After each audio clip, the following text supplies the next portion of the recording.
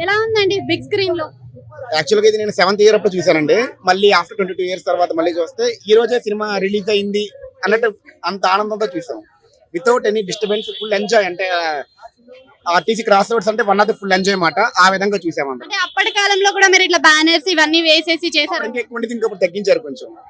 Okay, ఇప్పుడు big screen లో చూస్తున్నప్పుడు యూత్ కూడా చాలా మంది, అంటే ఇప్పటి తరం వాళ్ళు కూడా చాలా మంది ఉన్నారు కదా, 20 కిడ్స్ కూడా ఎంజాయ్ చేస్తుంటారు. మీరు చూసారా? అది ఎలా అనిపించింది? మేము అనుకున్నప్పుడు ఇప్పుడు అప్పట్లో మేము చిన్నప్పుడు ఎంజాయ్ చేసిన దానికంటే ఇప్పుడు వాళ్ళు చేస్తుంటే ఓకే, మేము అప్పట్లో అలా ఎంజాయ్ చేసాం చెప్పి వాళ్ళు మేము చూసి మమ్మల్ని మేము గుర్తు తెచ్చుకున్నాం. అండ్ బాగా నచ్చిన సీన్ ఏంటి ఇందులో? బాగా నచ్చిన సీన్ ఏంటంటే మళ్ళీ రాయలసీమ మళ్ళీ కడపకు వస్తారు కదా హెలికాప్టర్ మీద, అప్పుడు ముద్దు పెడతారు కదా ల్యాండ్ కి. అంటే దీంట్లో ఒక పాపులర్ డైలాగ్ ఉంది కదా, చెప్తారా? అది చాలా ఉన్నాయి, ఒక సినిమా మొత్తం పాపులర్. మళ్ళీ పాపులర్ డైలాగ్ అంటే ఒకటి లేదు. అన్ని సింహాసనం మీద కూర్చున్నారు, అక్కడ ఆయింద్రుడిది, ఇక్కడ ఇంద్ర సేనారెడ్డిది. అయితే ఇందులో సోనాలి బిందే రీ ఎంట్రీ ఇస్తే మరి అదే పాపులారిటీతో మెయింటైన్ చేస్తారు.